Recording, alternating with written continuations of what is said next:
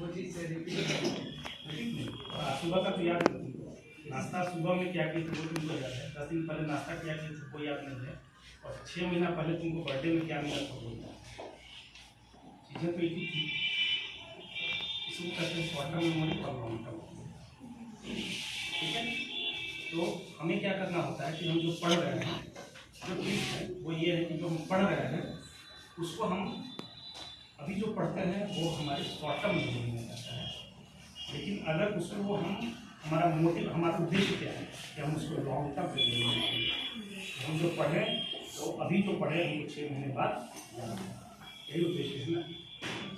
तुम पकड़े मुझे बात, रेपिटेशन जो है इसका जो ये है मतलब क्रक्स है, जो मूल मंत्रा है, जो धम्मा है वो है रेपिटेशन। रेपिटेशन कैसे होना चाहिए, पढ़ना कैसे चाहिए। ठीक है, पढ़ने का जो तरीका है वो ये है कि देखो, ये है कि बैठे कि जो हम पढ़ाई करते हैं, ठीक है, जो हम पढ़ाई करते हैं अगर प्रॉपरली पढ़ाई, मतलब है कि पढ़ने का तरीका भी कई होता है। अगर पेपर पढ़ते हैं तो आदमी, हम लोग पेपर पढ़ते हैं तो 2 मिनट के अंदर पेपर पढ़ते हैं, पेपर के कंटेंट हमारे दिमाग में आए होगा। ठीक है, तो अगर आप प्रॉपरली रीड करते हैं, ठीक है, तो क्या है कि आप जो पढ़ते हैं ना वो पढ़ा हुआ जो चीज़ है वो आपका 80% क्लियर होता है, बट एक दिन के बाद से वो फिर गिर के 20% आता है अगर आप उसको रिपीट नहीं करेंगे। तो नियम क्या है कि जो आज आपने पढ़ा उसको कल जब तक ना पढ़े तब तक नई चीज़ों की शुरुआत।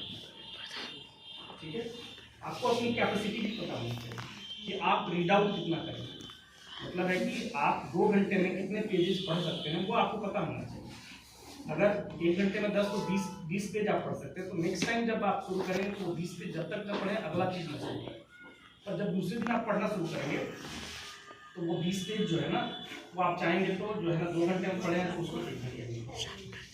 ठीक है, पढ़ने का तरीका भी अलग होता है ना।